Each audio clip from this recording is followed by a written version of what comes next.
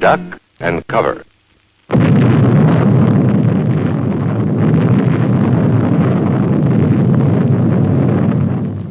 Hello and welcome to Surviving Classical Music. I'm Andrew Byrne. I'm Grace Newcomb. Dr. Grace Newcomb. Never get tired of that. It's only just beginning, Grace.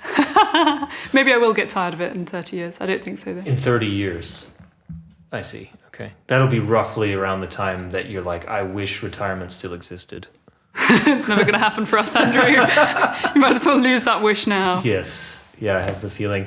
So talking about retirement never ending, or never beginning, for that matter, I have the feeling, and this is just a theory at this point, but it may be proven to be right.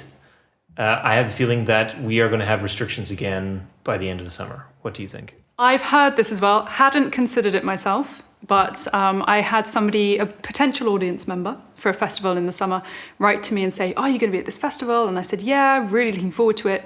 And then they said, "I'm not sure it's going to happen, but I hope it does." And I thought, wait, what? Mm-hmm. This, no, that can't be. And it hit me out of the blue. I thought, that's not possible. But apparently people are talking about it. It's a real consideration. And we've got rising cases now here as well, apparently. I haven't been looking. I've just been hearing about it. They doubled in the last week. Doesn't sound great, does it? And the last headline I read here was the health chief, health minister the health chief. The health chief. I don't know what I'm talking about. So the head of the BIG, they said, "Oh, we didn't think it would go up this fast." That was the quote. That doesn't exactly fill me with confidence. Yeah. So that's an interesting side of this. But what it makes me think of is, number one, it helps me explain to myself how everybody that we know, or that at least we're related to in the social media world of music, that how many posts there are about, "Oh, I'm doing this, and I'm busy," because I have the feeling that everybody is sort of has internalized the idea that this may only go on for a very short time, so I might as well show that I'm doing as much as I can as possible. I could be wrong about that. No, you might be right, but this completely passed me by. I really thought we were coming back to normal, as it were. I don't know why I said "as it were." There was no other intended meaning behind that. But it really hadn't occurred to me that this would be temporary. I thought we were coming out the other side of it. Right. I've been enjoying rehearsals. Had a great project last week. Really fantastic project. We had obviously we still have to be cautious, and masks in certain spaces and things like that, but we basically were able to do a concert at the beginning, a recording, and a concert at the end over the week, just with this weight lifted that even though you're taking precautions, you don't have to freak out about it. We could really work. We could sing without masks and stuff like this. And that was, it's like I'd forgotten really how a project like that felt, and it's just, you're just freer. Just completely different. I think that feeling isn't going to go away, right? I mean, the majority of the people that we work with are vaccinated. Yeah. Right. And I think that regardless of whatever the are we in a red zone? Are we in a yellow zone, or whatever moment we are in terms of caseload or whatever, I think that feeling of just knowing that we're all pretty much covered in terms of... But... What? But what? But, unless I've misunderstood this, we're all vaccinated against the one that we are actually successfully getting rid of, wiping out, no? Sure. The one. Yeah. But the one that's rising, the Delta, I guess, it's probably less severe if you have a vaccine. I don't know. But that's the one that they're now worried about. Sure. I guess none of our vaccines have that really covered. But what I mean is that there's a certain amount of protection to the point where I think when you're in a room and everyone is okay and they had ultimately, if you don't have the vaccine certificate or you'll have to provide a PCR test or a Schnell test or something saying that you're okay in order just to get into the rehearsal. right? So I think from that standpoint, the feeling that you're describing that has just happened in this last project is going to be in the future, is coming in the future. Hope so. I imagine. I really can't see. I mean, of course, there'll be moments where it's like the singers, okay, well, the government says you have to wear a mask, and okay, fine. Yeah. But, I do have my certificate or whatever. I think it won't be like it was, where everyone was like, I don't even know if anyone's sick. I don't know what the virus could do. And everyone's, the conductor's like, could you step forward? And they're like, no, I can't step forward, So I think that element is going away. But just the fact that there are restrictions changes the game. That there could be audience restrictions means that many people will just not get that gig that they were hoping for in November, because why would you play for only 50 people? What do you think of this? What do you think of this future, you have to have your ID with you at all times, like a kind of passport, a new kind of system of identification, or a new kind of checking if you're allowed in somewhere? Oh, right, the vaccine passport. Yeah. I haven't thought a lot about it. I know that before, now it's becoming a reality, whereas it was only theoretical maybe 3 months ago. Yeah. And 3 months ago, I felt like that was absolutely justified if you were going to travel to another country, within your own country. My immediate reaction is like, well, you're creating a 2-tier system. But at the same time, there's clearly in the States and in Canada, there is, it's the amount of vaccines are not, how do you say, you're getting to the point where there are more vaccines than there are people who want to actually get vaccinated. So there's no shortage of vaccines. Okay. Excuse me. They're like, they can't pass the threshold of herd immunity because people are actually not going to get the vaccine.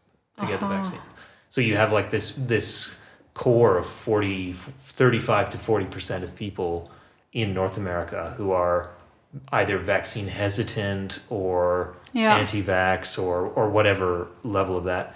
And I think in that case, if that doesn't change, what the question is, whoever's in charge, what do you do? Yeah. And the vaccine passport is a way of saying, just do it and you'll get your freedoms back or whatever. I don't know. I don't have an opinion on that. I mean, I would, as a person whose workplace is a public space, an enclosed public space, I would say that I think it's not wrong for me to think the audience should have some check if there's going to be more than 100 of them in breathing the same air that I am. Yeah. Because I'm checked as an employee. Yeah. I'm tested. I don't know how many times I've had my nose scrubbed before a concert. My nostrils have expanded over the past, and it's much easier now. Right. So I'm clearly talking too much about this, but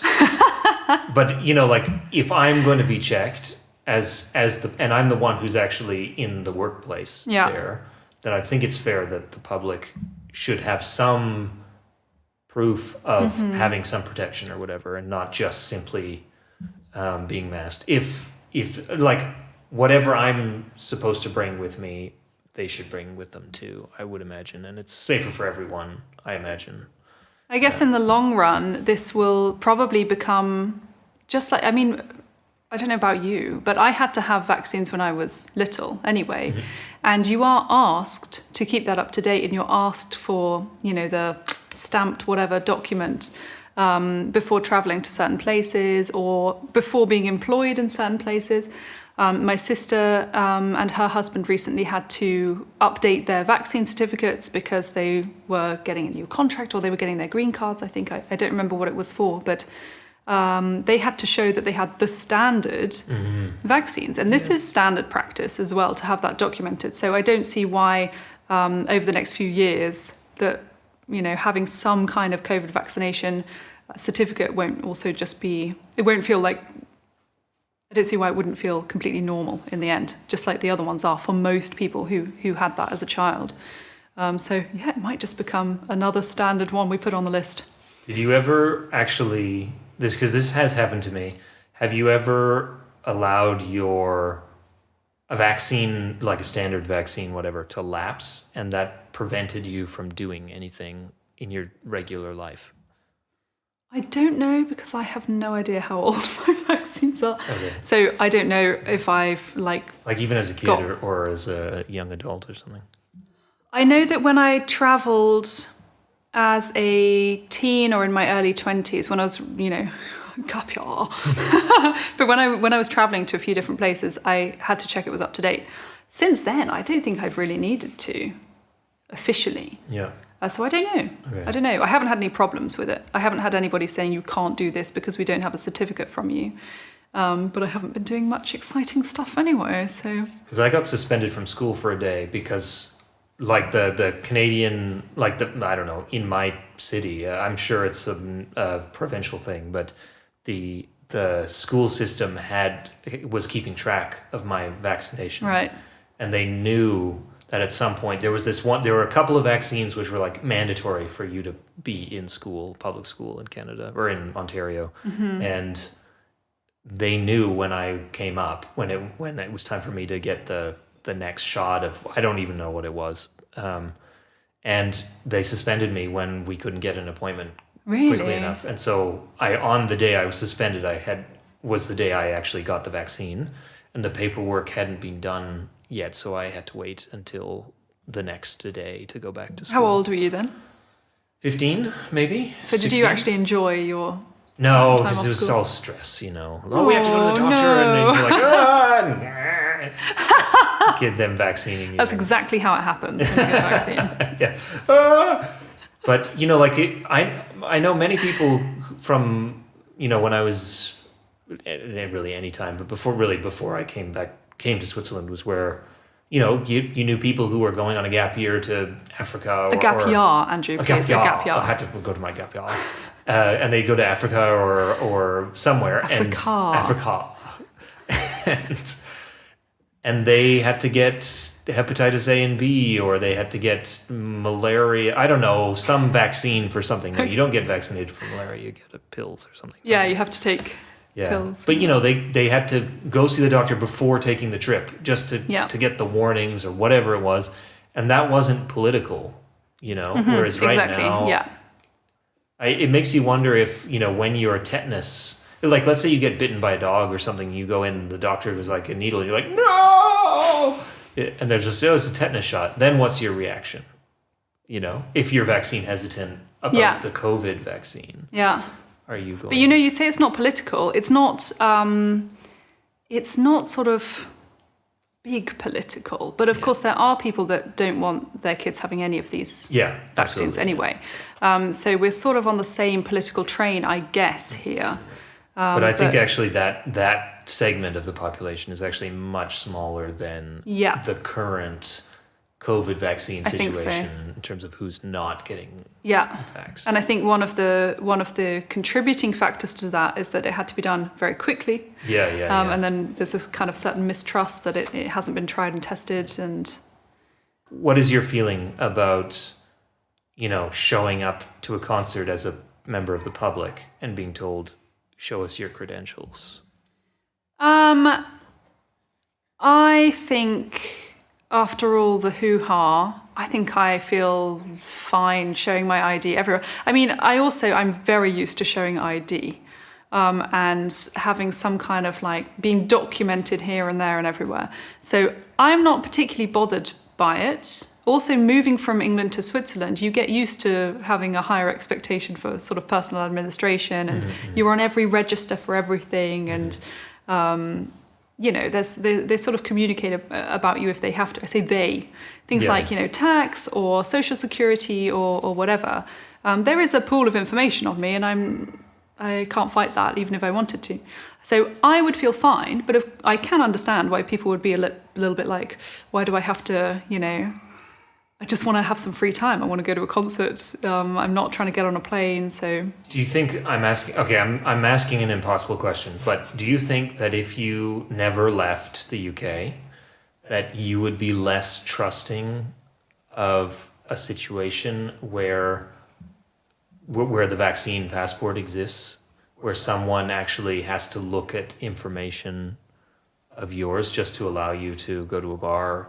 Quite possibly, because I think it's a thing of habit. Everyone is more comfortable with the situation they're familiar with. And as a musician and also as somebody moving to another country and being up to here with documents, I'm completely familiar with the government knowing everything about me. But you might be right. I think if I'd stayed in England and I lived in my little hometown and I didn't have any reason to show my ID all the time, I would probably think about it twice. I'd think, well, why do they really need this? And I don't feel like a threat. Do they suspect me? Yeah, I can see how that could start. Yeah. Because I definitely feel, especially living in this country, that there's a greater sense of public trust. Yeah. Not only because also government is the government that makes important decisions about you is actually at a far lower more local level than in a country like the UK, where everything is centralized government, basically. Yeah. And so therefore, the people that you hear about on the news are the people who do make decisions about you and me. Or you know what I mean. If we hadn't left. If we hadn't left. So I suppose that's part of why I can imagine that it would be, if someone said, "Oh, do you have your COVID certificate?" Someone might just go, "Yeah, here, look on my phone." Yeah. Whereas in another country, they might be like, "Well, what's this to you?" Yeah, exactly. No, I think you're right. I think there is a sort of trust in the system here a little bit more. Also, because the system seems to work pretty well. You pay your taxes and stuff happens, and you get social security if you need it. The healthcare is expensive, but then stuff happens. So it's So I think people do believe that there's a reason for it. If they're asking you for something, there's probably a fair enough reason, and they don't think about it too hard. As a generalization, obviously, but that's probably where I land. I don't think about it too hard if something's required of me. I was on a gig last weekend, and I went with 4 people who all teach, and I was the only one who was not teaching in an institution. So I had different story to tell, mostly like troubles of teaching online, that sort of thing, or the differences between teaching online and in person, whereas they had spoken a lot about troubles to do with teaching in the institution or in different institutions simultaneously, where restrictions were different and so on and so forth. That's the background. And what I thought was interesting about the discussions that they were having was it made me feel as if in a world where there is multiple seasons of restrictions, to the point where you might have to teach digitally, or people might have to be constantly re-vaxxed or constantly tested to show up to get taught one-on-one. This is the sort of the idea. It made me think that when we have, normally we have a summer workshop season in the early music world, for sure, where you go somewhere on location, and then there's master classes with every instrument, and then you play, you sing in larger productions and that sort of thing.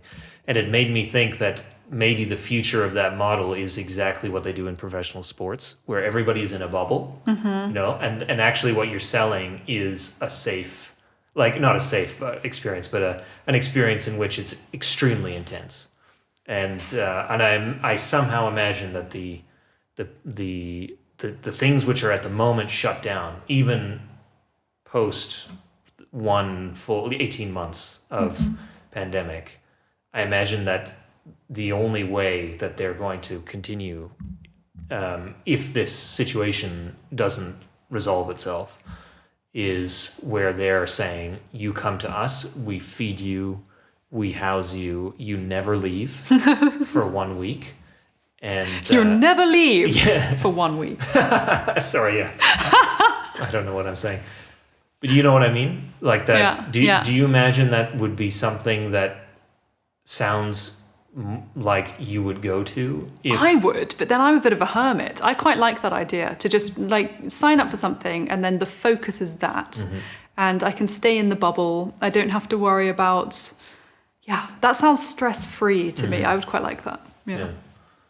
Because I think one of the problems with the, like any institution is you just can't control when the class is over where people go or where they're exposed to. And of course, you never really know for a few days if you're actually sick and so on. Yeah. It's just very problematic. So I imagine like the bubble will come to a couple of probably the higher... the ones who can afford it, the higher profile camps or opera academies or whatever they call it. I'll just make a holiday out of it, just say full board and lodging for a week, and we're all staying in a remote castle on a hilltop somewhere. Exactly. I would sign up to that. In fact, I'm going to organise it myself. That's the thing, but if you're going to do it, you've got to go all the way, right? Yeah. You've got to get the Andermatt concert hall. I see. Yeah. Okay. A dragon. That's, exactly. Swiss Alps, castle. Yes. What else could be more? Sounds great. Yeah. Only drinking spring glacial water. There's two different kinds of water. I think so. Excellent. So you tell me if you think the bubble is coming to music education in the next year. The bubble. Okay, so that's it from us today. Thanks very much for watching. Of course, we have an audio podcast, which you can find in the links below. Don't forget to subscribe to our YouTube channel, like our Facebook page. Is there anything else that they should do? She's got a blank. Thanks very much, Grace. Come back next time. See you then. Bye-bye.